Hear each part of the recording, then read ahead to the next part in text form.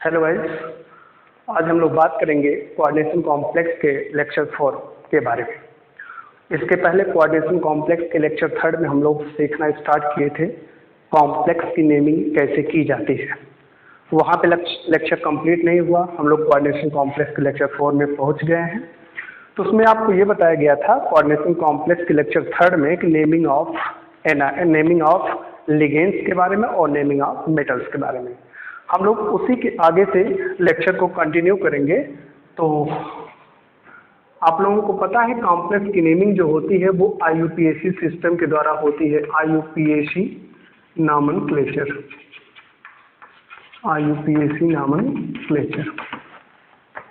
International union of pure and applied chemistry. इस system के अंतर्गत पहला रूल ये कहता है, rule number first should be noted. ध्यान रखिएगा, किसी भी कॉम्प्लेक्स में दो हिस्सा होता है, केटायन और एनायन का हिस्सा होता है। तो केटायन की नेमिंग जो होती है एनायन के पहले लिखते हैं। तो naming of cation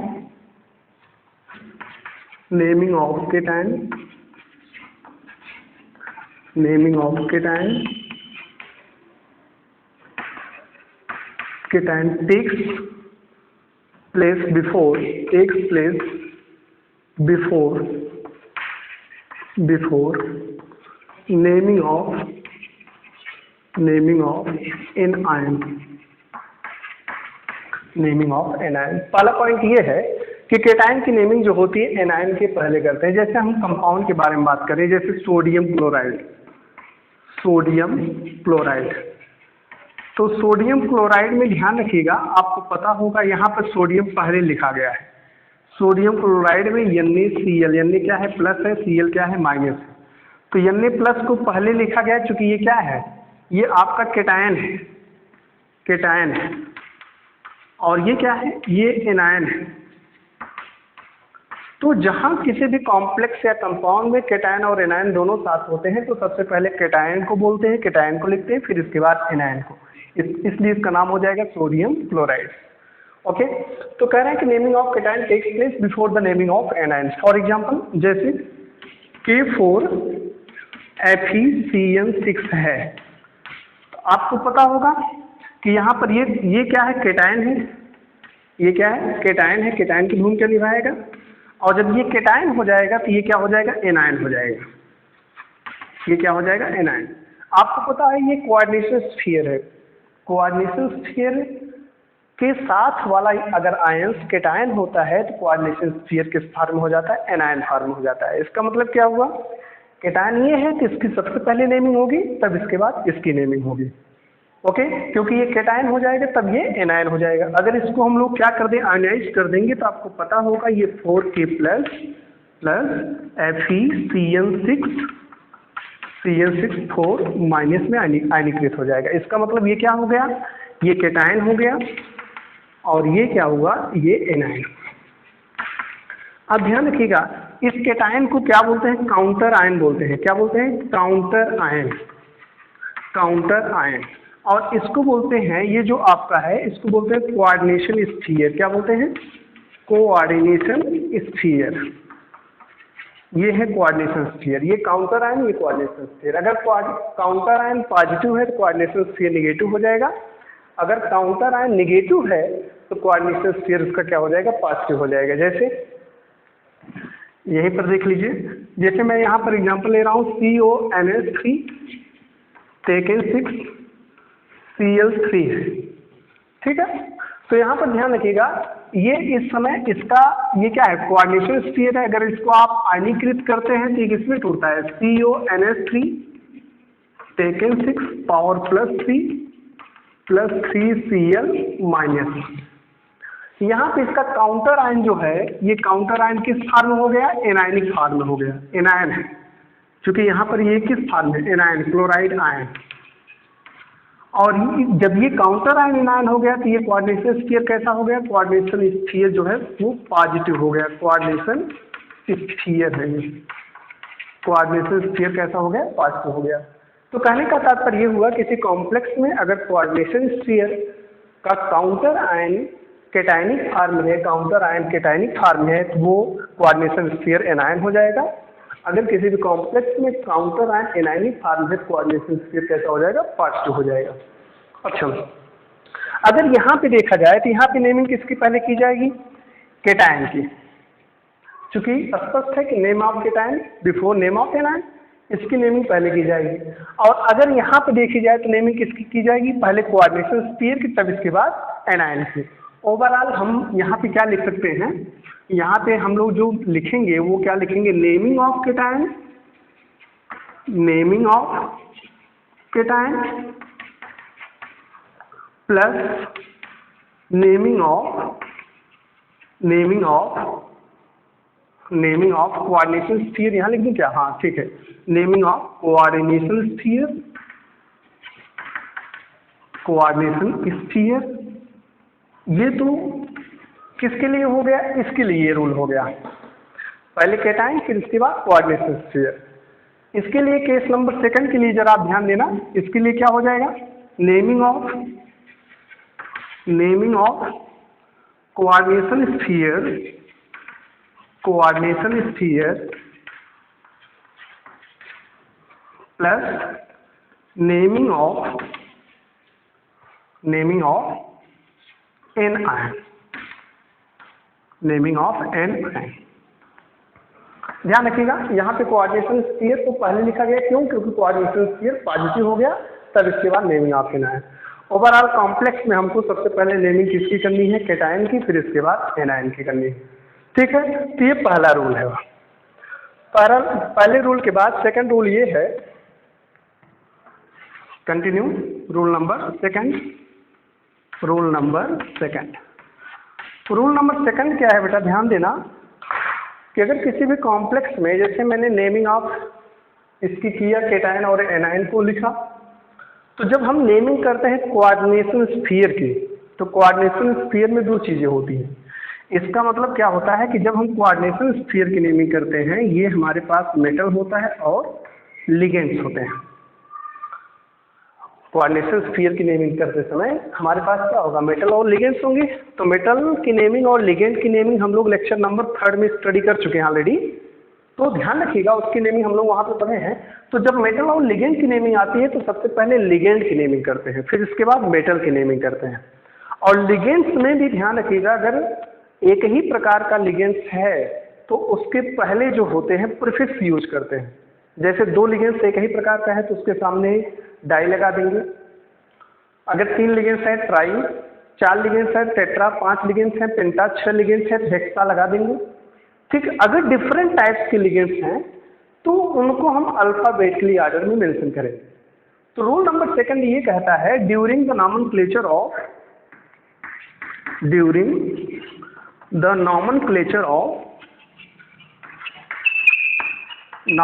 of coordination sphere,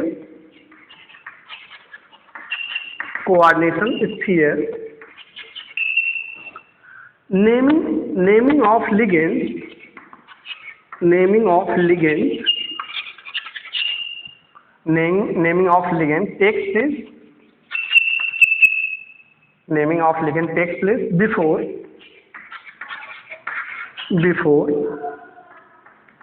central atom। मतलब सबसे पहले किसकी नेमिंग करेंगे? लिगेंड की नेमिंग करेंगे, तब इसके बाद किसकी नेमिंग करेंगे? मेटल की। अभी हम लोग लिगेंड की नेमिंग के और रूल स्टडी करते हैं।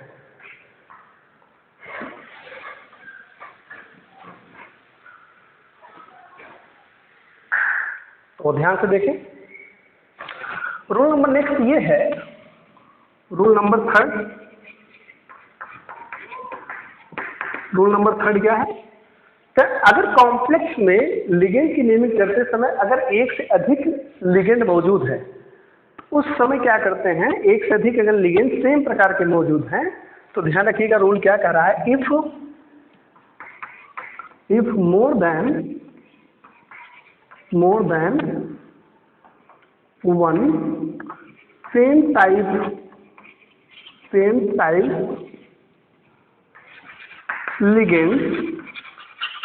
ligands are present then following prefix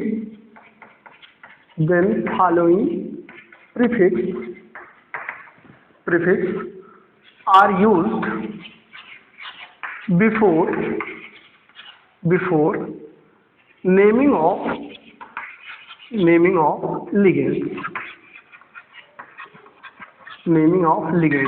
या naming of ligands, that is monodentate ligands। यहाँ पे एक टर्म है मोनोडेंटेट लिगेंड। कह रहा हूं कि अगर एक से अधिक लिगेंड्स जो है मौजूद है, एक से अधिक अगर लिगेंड्स मौजूद होता है तो और सेम प्रकार के लिगेंड्स मौजूद होता है तो उसके सामने हम लोग क्या लगाते हैं, जैसे सेम प्रकार का लिगेंड्स जो है number of ligands same type के लिगेंड्स और उसके जो प्रीफिक्स यूज किए जाते हैं। अगर नंबर ऑफ लिगेंड्स की संख्या जो है 2 है सेम लिगेंड्स की तो उसके सामने प्रीफिक्स क्या लगा देंगे, बाई या फिर डाई लगाते हैं, ठीक ना। डाई वैसे ज़्यादा लगाते हैं, ठीक। अगर 3 है तो ट्राई लगाएंगे, 4 है तो क्या लगा देंगे, टेट्रा लगा देंगे, 5 है तो क्या लगा देंगे, पेंटा, 6 है तो हेक्सा, 7 है तो हेप्टा, इस तरीके से 8 है तो ऑक्टा, 9 है तो नोना और 10 है तो डेका प्रीफिक्स यूज करेंगे। तो ये रूल, थर्ड रूल क्या कहता है कि अगर एक से अधिक सेम प्रकार के लिगेंड्स मौजूद है तो 2 के लिए डाई लगाएंगे, 3 के लिए ट्राई लगाएंगे, 4 के लिए टेट्रा लगाएंगे, 5 के लिए क्या लगाएंगे, पेंटा, और 6 के लिए हेक्सा लगाएंगे, और 7 के लिए हेप्टा, 8 के लिए ऑक्टा, 9 के लिए नोना, 10 के लिए डेका लगाते हैं। अगला रूल देखिए,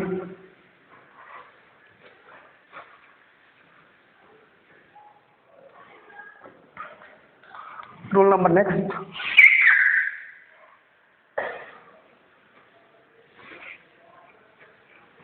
देखिए रूल क्या कर रहा है नेक्स्ट रूल कि अगर सपोज करो कि लिगेंड्स की संख्या, rule number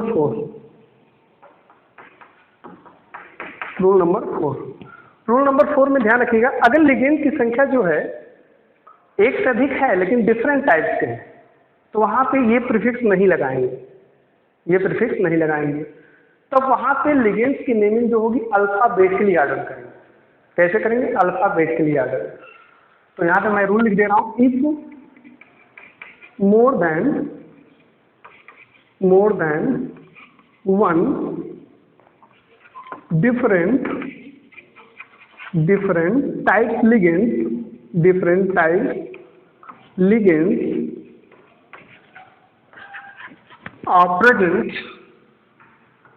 are present, then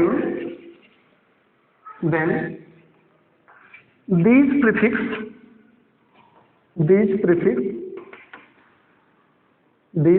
not added to before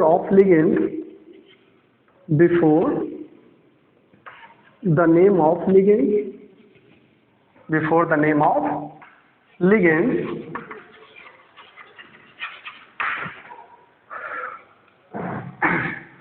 and that ligand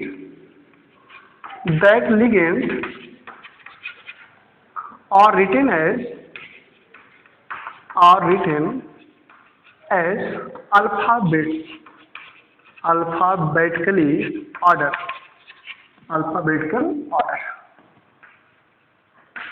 कहने का तात्पर्य ये हुआ कि ये रूल क्या कह रहा है कि अगर किसी भी कॉम्प्लेक्स में एक से अधिक डिफरेंट टाइप्स के लिगेंड्स मौजूद होते हैं तो उनके सामने ये प्रीफिक्स नहीं लगाते हैं, बल्कि उनको हम लोग नामनक्लेचर करते समय उनको हम लोग क्या करेंगे, अल्फाबेटिकली ऑर्डर में रख देंगे। जैसे अगर मैं इसका एग्जांपल देखूं, इस रूल का एग्जांपल देखूं, पहले इसका देखूं। ये सपोज करो ये आया है FeCN6⁻³ तो देखिए यहाँ पे Cn क्या है, लिगेंड्स है, क्या है, लिगेंड्स। और ये लिगेंड्स कितने हैं, नंबर ऑफ लिगेंड्स कितने हैं, 6 हैं। तो ये CN जो है साइनाइड है, एक ही प्रकार का लिगेंड है, कितना है 6 है, तो 6 के लिए क्या यूज करेंगे हेक्सा। तो मैंने आपको क्या बताया कि सबसे पहले लिगेंड की नेमिंग करते हैं, और लिगेंड में क्या है साइनाइड है, साइनाइड को क्या लिखते हैं साइनाइडो, और ये साइनाइडो कितने हैं बेटा 6 है, तो 6 का जो प्रीफिक्स होता है वो क्या होता है हेक्सा, तो क्या हो जाएगा हेक्सा साइनाइडो।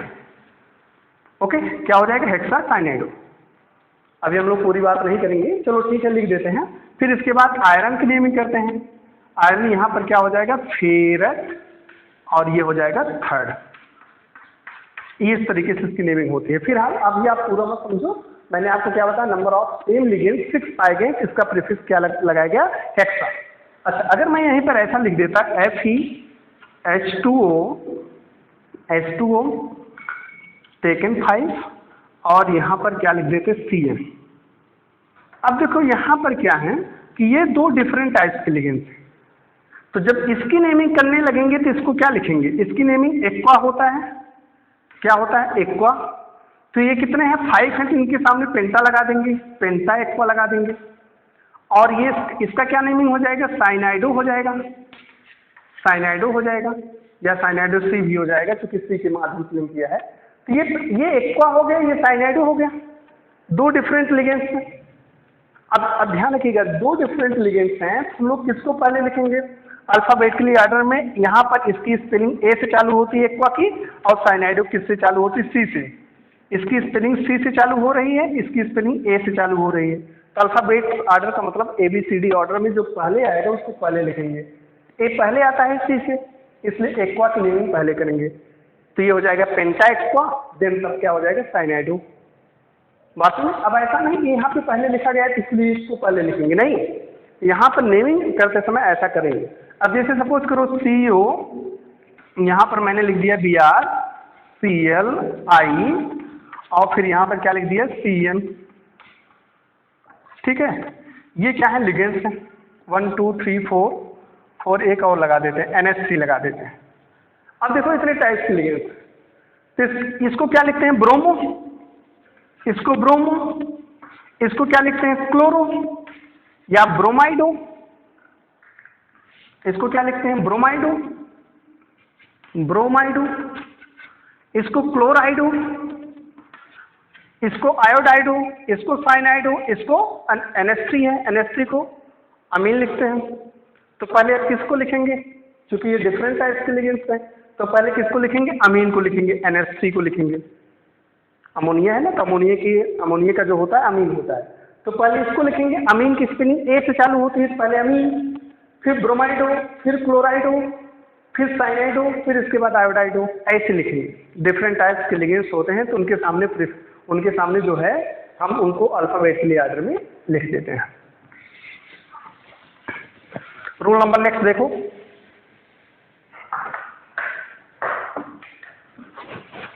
रूल नंबर नेक्स्ट क्या कह रहा है, रूल नंबर 5। रूल नंबर 5 ये कह रहा है कि अगर किसी भी कॉम्प्लेक्स में, अभी आपने देखा कि अगर एक ही प्रकार का लिगेंड मोनोडेंटेड हो तो इस तरीके से प्रीफिक्स यूज करते हैं, लेकिन अगर पॉलीडेंटेड हो या फिर ऐसा कोई लिगेंड जिसमें पहले से ही इस टाइप का प्रीफिक्स यूज हो, ऐसा कोई लिगेंड जिसमें पहले से उसकी नेमिंग में ही इस टाइप के प्रीफिक्स यूज हो, जैसे मैं एक नाम दे रहा हूँ ट्राइफेनिल फास्फीन, ट्राइफेनिल फास्फीन, ट्राइफेनिल फास्फीन। तो ये देखो ये क्या है लिगेंड्स की नेम है ट्राइफेनिल फास्फीन, मतलब PS3 ट्राइफेनिल फास्फीन, ये लिगेंड्स है PS3, इसके नेम में क्या है ट्राइफेनिल फास्फीन। अब देखो इसके नेम में पहले से ही ट्राई यूज है। अब अगर इसकी संख्या सपोज करो किसी कॉम्प्लेक्स में 3 आ गई, ट्राइफेनिल फास्फीन की संख्या 3 आ गई, तो इसके सामने हम ट्राई नहीं लगाएंगे, ट्राई नहीं लगाएंगे, तब क्या लगाएंगे, इसके सामने तो हम ट्रिप्स लगाएंगे। तो ध्यान समझिए ये रूल यही कह रहा है कि अगर किसी भी कॉम्प्लेक्स में अगर लिगेंड्स पॉलीडेंटेड हो, पॉलीडेंटेड का मतलब ये होता है कि अगर उस लिगेंड्स के पास डेंसिटी मोर देन 2 हो, मोर देन वन हो, ऐसा समझो, मोर देन वन या मोर देन टू हो, तो उसमें हम लोग क्या करते हैं, ये प्रीफिक्स नहीं यूज करते हैं। पहली बात पॉलीडेंटेड में नहीं यूज करते हैं। दूसरी चीज, अगर कोई लिगेंड सामान्यतः मोनोडेंटेड ही हो लेकिन उसकी नेम में ये प्रीफिक्स पहले से यूज हो तो वहां पर भी ये प्रीफिक्स यूज नहीं करेंगे। तीसरी चीज, अगर कोई भी किसी भी कॉम्प्लेक्स में लिगेंड जाइंट हो, जाइंट मीन्स विशाल लिगेंड्स लगेंगे, ऐसे लिगेंड के सामने भी ऐसा प्रीफिक्स यूज नहीं करेंगे, बल्कि हम लोग उसके सामने कौन सा प्रीफिक्स यूज करेंगे। आइए रूल देखें। रूल ये कह रहा है, if any complex if any या आप ऐसा लिखें, if more than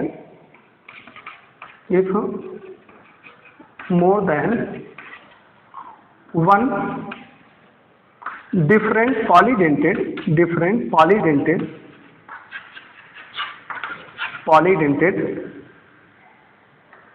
ligands or giant ligands or the monodentate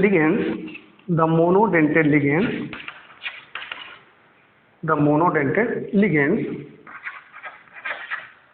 which already have these prefix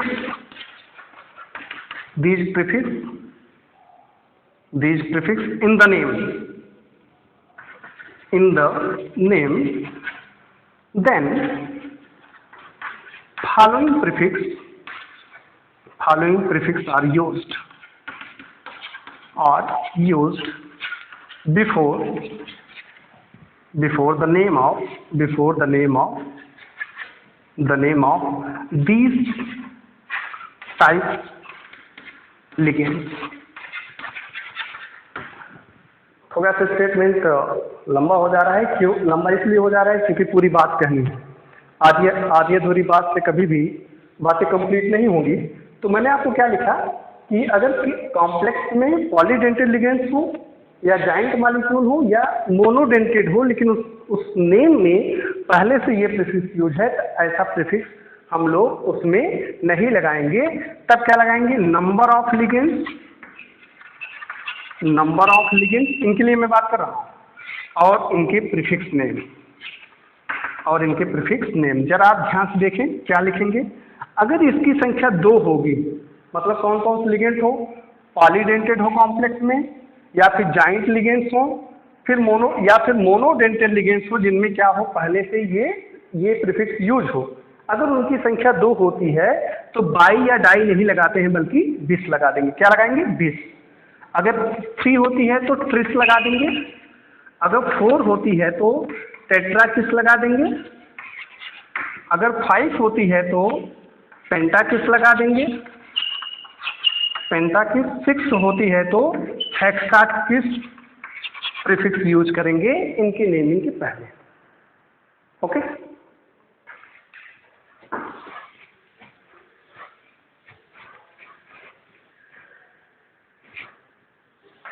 आइए नेक्स्ट रूल देखिए। अब कह रहे हैं सर इसको थोड़ा सा मेंशन करें, तो मेंशन मैं जरूर करूंगा। जैसे सपोज करो ये है EN टेकन ट्वाइस पावर +4। अगर ये सपोज करो ये कॉम्प्लेक्स है, इस टाइप का मैं बात कर रहा हूं। यहाँ पे देखो ये क्या है, एथिलीन डाइअमीन है, एथिलीन डाइअमीन है, एथिलीन डाइअमीन। तो फिलहाल अगर एथिलीन डाइअमीन का स्ट्रक्चर देखा जाए तो CH2NH2, और फिर क्या होगा CH2NH2। इसके पास भी लोन पेयर है, मतलब ये सेंट्रल मेटल को कितना इलेक्ट्रॉन प्रोवाइड कर सकता है, ये भी दे सकता है, ये भी दे सकता है। ये आपका बाइडेंटेड लिगेंड्स है। कैसा लिगेंड्स है, बाइडेंटेड है, bidentate ligands. Bidentate ligands polydentate में नहीं आता है। मोर देन 2 अगर इलेक्ट्रॉन पेयर प्रोवाइड कर रहा है तो उसको पॉलीडेंटेड में बोलते हैं, लेकिन ये आपका बाइडेंटेड लिगेंड है। लेकिन जब इसकी नेमिंग की गई तो क्या नेमिंग की गई देखिए जरा, इसकी नेमिंग की गई बिस, फिर इसके बाद एथिलीन, डाइएमीन एथिलीन, डाइएमीन, और फिर यहाँ पे लिखा गया निकिल 4, ये इसकी नेमिंग की गई। तो आप देख रहे हैं इनकी संख्या कितनी है बेटा, इनकी संख्या 2 है। एथिलीन डाइएमीन के ये स्ट्रक्चर है, इनकी संख्या 2 है।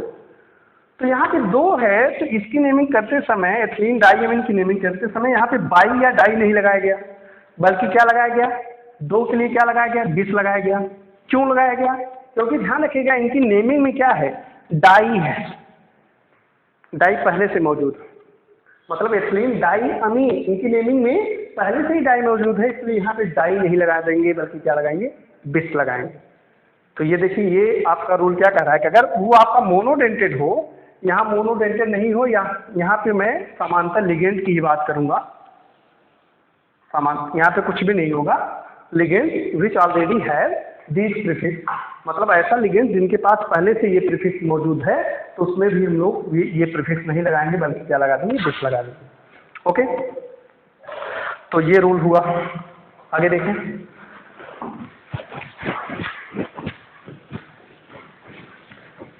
अभी हम लोग बहुत सारे एग्जाम्पल के बारे में बात करेंगे, आप लोग कंटिन्यू देखते रहेंगे।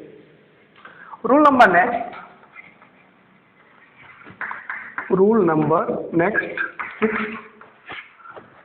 हमने क्या सीखा कि सेंट्रल मेटल कॉम्प्लेक्स के लिगेंड्स के बारे में नेमिंग करना सीखा।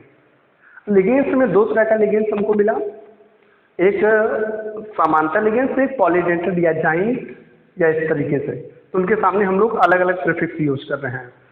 अब हम लोग बात करेंगे कि सेंट्रल मेटल की नेमिंग, इसके बाद क्या होती है, सेंट्रल मेटल की नेमिंग होती है। Means after the naming of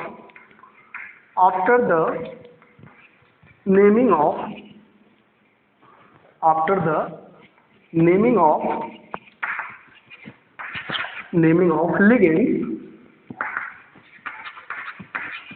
the naming of central metal, the naming of central atom takes place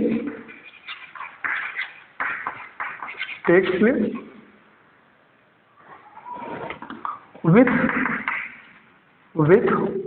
किसके साथ, क्योंकि उनका ऑक्सीडेशन स्टेट भी मेंशन हम लोग करते हैं, with oxidation state in parenthesis. ध्यान रखिएगा, ये पॉइंट आप ध्यान समझें। क्या कहना है कि लिगेंड्स की नेमिंग के बाद सेंट्रल एटम की नेमिंग करते हैं, और सेंट्रल एटम का ऑक्सीडेशन नंबर भी लिखते हैं, और उस ऑक्सीडेशन नंबर को पैरेंथेसिस कर देते हैं, उसको ब्रैकेट में लिख देते हैं, ठीक है, ब्रैकेट में लिख देते हैं। अब देखो, जब हम लोग सेंट्रल मेटल की नेमिंग की बात करेंगे तो वहाँ पे 2 चीजें आती हैं।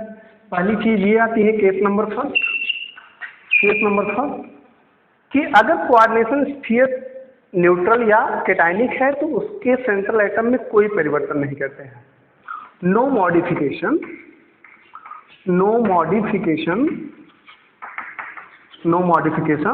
द नेम ऑफ central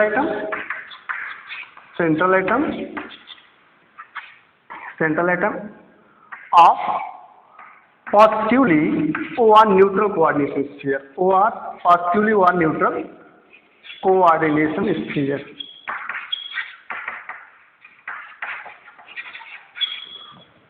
मतलब कोई परिवर्तन नहीं करेंगे अगर आपके पास कोऑर्डिनेशन स्फीयर पॉजिटिव हो या कोऑर्डिनेशन स्फीयर पे कोई चार्ज नहीं होता है। अगर उस कॉम्प्लेक्स में सेंट्रल एटम की नेमिंग कर रहे हैं तो उसमें कोई परिवर्तन नहीं करेंगे। जैसे CONH3 टेकन 6 और यहाँ पावर +3 लगा दें, तो इसका नाम कोबाल्ट है, इसको कोबाल्ट ही लिखेंगे, ओके। अब जैसे NiCN टेकन 4 है, इसके ऊपर कोई चार्ज नहीं है, इसका नाम निकिल ही लिखेंगे, निकिल को निकिल ही लिखेंगे। लेकिन केस नंबर 2 क्या कह रहा है, जरा ध्यान से समझिए केस नंबर सेकंड ये कह रहा है कि मॉडिफिकेशन टेक्स प्लेस, मतलब ATE is added to the end of central atom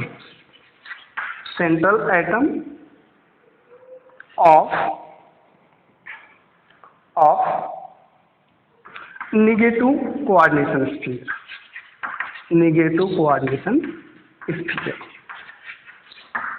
second क्या कह रहा है कि AT ऐड कर देते हैं उसके सेंट्रल एटम में अगर कोऑर्डिनेशन स्फीयर निगेटिवली हो। ऐसा है जैसे अगर यहाँ पे मैं लिखूँ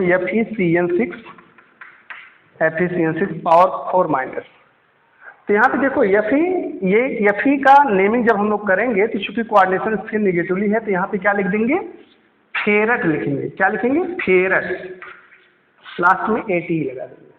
तो ये रूल इसका है। अगले रूल की हम लोग बात करें,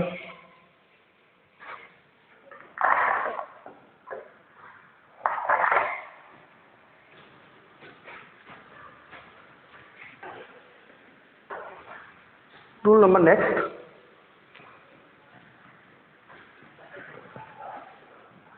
देखिए जरा rule number 7।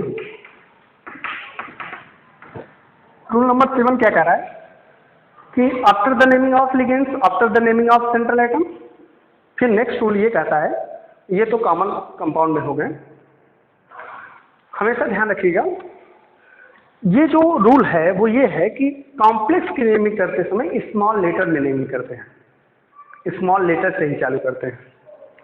Means the name of start the name of complex, start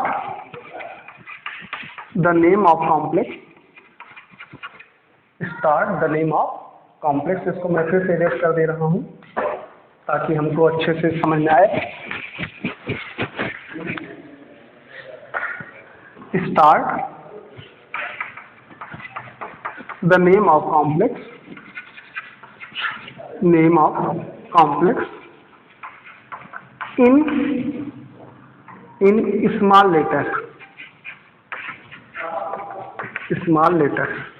जैसे नेमिंग करते समय ऐसा नहीं कि हम लोग क्या कर देंगे, जैसे यही है तो शुरुआती में ही हम कैपिटल लेटर लिखेंगे, बाद में स्मॉल लेटर, नहीं, नेमिंग स्मॉल लेटर से ही स्टार्ट करेंगे। नेक्स्ट रूल, रूल नंबर 8, हमेशा ध्यान रखिएगा कोऑर्डिनेशन स्फीयर की अगर हम लोग नेमिंग कर रहे हैं तो उसको कंटिन्यू लेटर में लिखेंगे, एक ही वर्ड में लिखेंगे। Means the name of coordination sphere, the name of coordination sphere, the name of coordination sphere is written in one word, means there is no hyphens, comma are used in between the name, means there is no hyphens, comma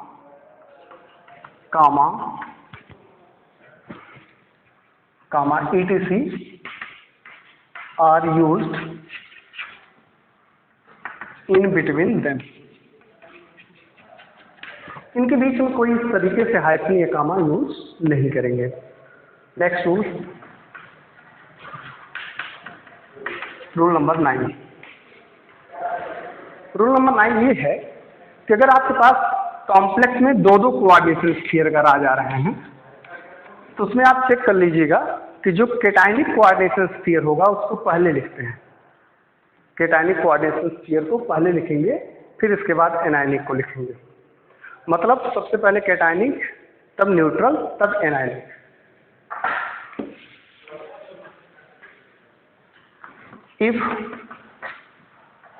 if more than one coordination sphere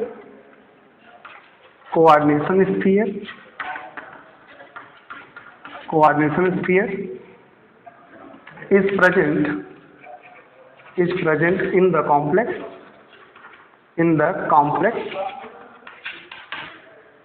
then naming naming of coordination sphere takes place. Naming of coordination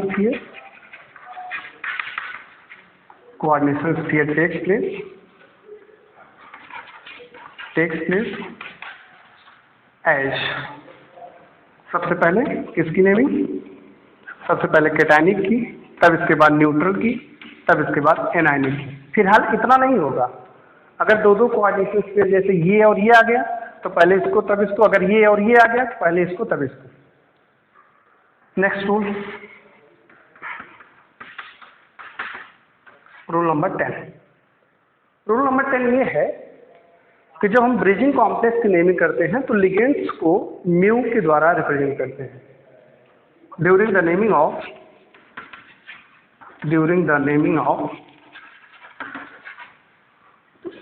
bridging ligands, bridging complex, mu is represents before the name of bridging ligand, the name of bridging ligand। ये सब क्या है, ये सब आपके rule हैं। इसी rule से हम लोग क्या करते हैं, नॉमेनक्लेचर का कॉम्प्लेक्स की नेमिंग करते हैं।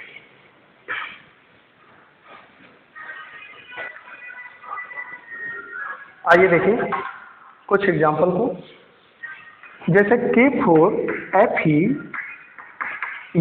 CN6, K4 Fe CN6 ये एग्जांपल है। तो ध्यान रखिएगा ये आपका क्या है, कैटायन और ये एनायन। आपको हमेशा मैं बता दे रहा हूँ कोऑर्डिनेशन स्फीयर के अगर इस साइड में कोई भी आयंस प्रेजेंट है तो इसको कैटायन बोलेंगे, और कैटायन की नेमिंग एनायन के पहले, और तब ये क्या हो जाएगा, एनायन हो जाएगा। तो इस सबसे पहले इसकी नेमिंग होगी तो क्या हो जाएगा, पोटेशियम। देखो स्मॉल लेटर में नेमिंग चालू कर रहे हैं, पोटेशियम। और कैटायन और कोऑर्डिनेशन स्फीयर के बीच में थोड़ा सा गैप लगाएंगे। एक रूल मैं और लिख दे रहा हूँ, रूल नंबर 11। रूल नंबर ये है कि अगर आपके पास कॉम्प्लेक्स है, उसमें काउंटर आयन है और कोऑर्डिनेशन स्फीयर है, तो काउंटर आयन कोऑर्डिनेशन स्फीयर के बीच में गैप रहेगा। Means if complex have counter ion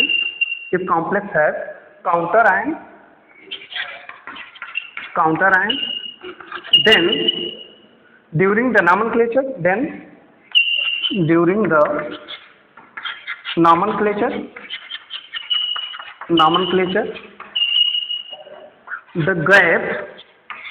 the gap between counter ion and coordination sphere takes place।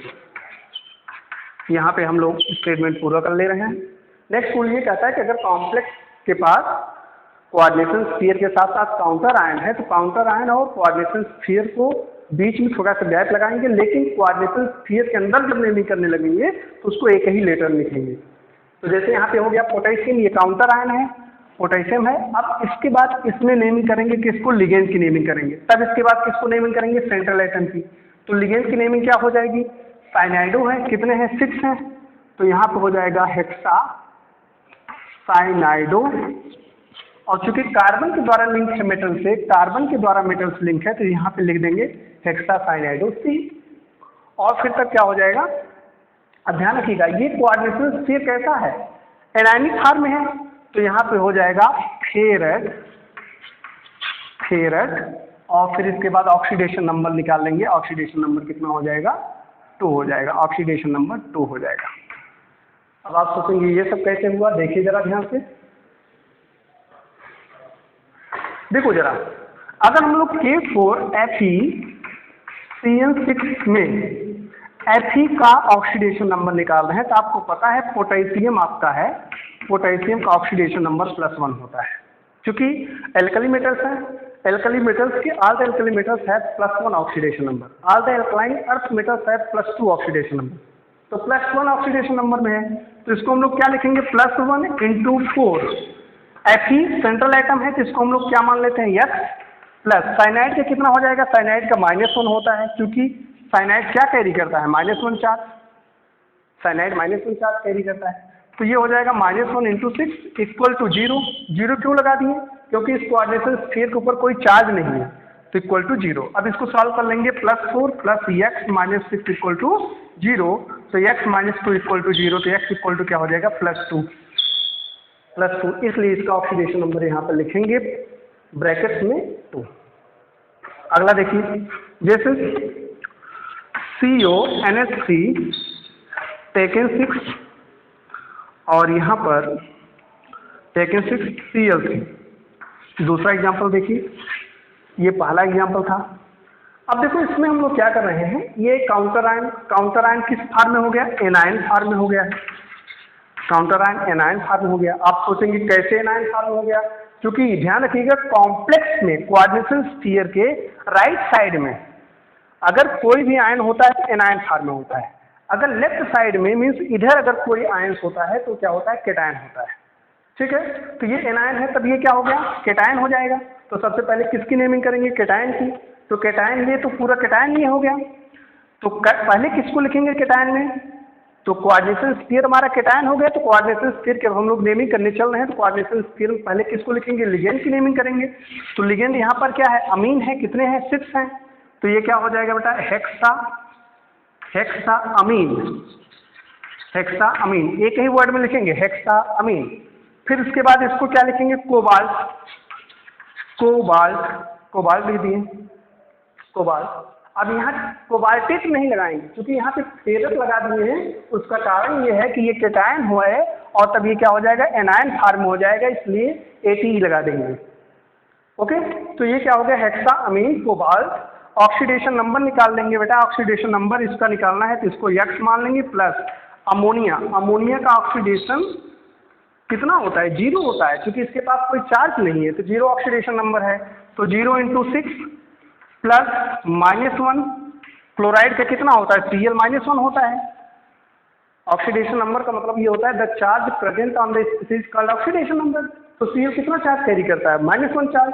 इसका ऑक्सीडेशन नंबर -1 हो जाएगा, कितने हैं, 3 हैं, ×3। पूरा कोऑर्डिनेशन कॉम्प्लेक्स के पास कोई चार्ज नहीं है तो इक्वल टू 0 लिख देंगे। तो ये क्या हो जाएगा, X - 3 इक्वल टू 0। तो X इक्वल टू कितना हो जाएगा, +3।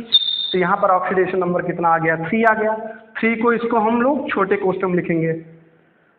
लास्ट में इसकी नेमिंग करेंगे तो इसको लिख देंगे क्लोराइड। क्या लिखेंगे, क्लोराइडो नहीं, क्योंकि ध्यान रखिएगा एनायन काउंटर आयन की नेमिंग जो होती है उसी तरीके से उसकी नेमिंग होती है, जो उसका नाम होता है उसको उसी तरीके से लिख देते हैं। चाहे काउंटर आयन केटायन हो चाहे एनायन हो, उसमें कोई परिवर्तन नहीं करते हैं। जैसे यहाँ पे काउंटर आयन क्या है, पोटेशियम है, पोटेशियम को मैंने पोटेशियम लिखा। यहाँ पे काउंटर आयन Cl है तो यहाँ पे मैंने क्या लिख दिया, क्लोराइड लिख दिया। ओके, तो हम लोग ऐसे कंटिन्यू एग्जाम्पल देखेंगे।